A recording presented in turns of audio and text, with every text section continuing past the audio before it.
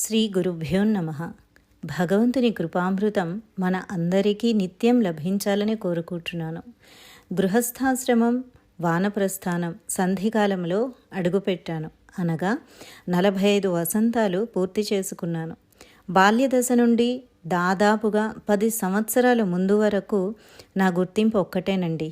జిడ్డు మొహం, నల్లపిల్ల, పొట్టిపిల్ల, నాట్యానికి ఎలా పనికి వస్తావు, నీకు ధైర్యమే లేదు, సమయస్ఫూర్తి అసలే లేదు, నలుగురితో ఎలా మెలగగలవు, చదువు ఒక్కటే సరిపోదు, సమాజంలో గౌరవంగా బ్రతకాలంటే ఇంకా చాలా కావాలి, అందం, ఐశ్వర్యం, కుటుంబ ప్రోత్సాహం ఉండాలి, ఇవి నీకు లేవు కాబట్టి నువ్వు నాట్యం నేర్చుకున్న వృధానే. ఇవే మాటలు ఇంకా నా చెవిలో మదిలో మోగుతూనే ఉన్నాయి.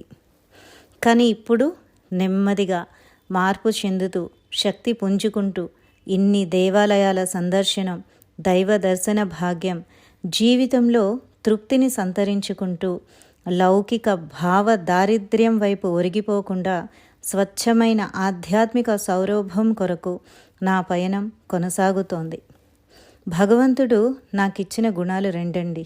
ఒకటి, భగవంతుని మౌనంగా స్వచ్ఛమైన మనసుతో ఆరాధించటం. 2, చిన్న పిల్లలతో మమేకమవ్వగలగడం.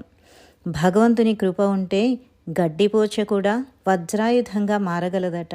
అలాగే ఈ చిన్ని అమ్మవార్లకు సేవ చేసుకునే భాగ్యం కలిగించి, అదేనండి ఈ ఆడపిల్లలకు నాట్యం నేర్పించే భాగ్యం కలిగించి భగవంతుడు నా తలరాతనే మార్చాడు.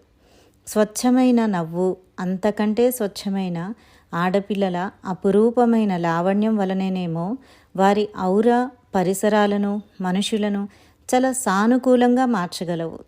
నేటి సమాజంలో గౌరవప్రదంగా ఉంటూనే విలువలని సంతరించుకోవడం అంటే, అభివృద్ధిని సాధించటం అంటే దాదాపుగా అసాధ్యమైపోయింది కదా.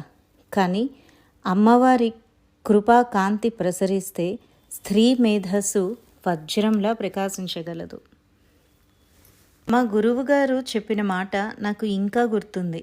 ఆడపిల్లని మొదటిసారి చేతులలోకి తీసుకున్నటువంటి తండ్రి వైపు చూసి, నా తండ్రి ఎప్పుడూ క్షేమంగా ఉండాలి అనుకుంటుందట.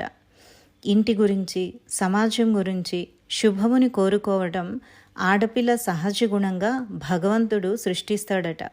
అటువంటి ఆడపిల్లలు సురక్షితంగా ఎదగాలని ఆశిస్తూ భగవంతునికి కృతజ్ఞతలు తెలియజేసుకుంటున్నాను.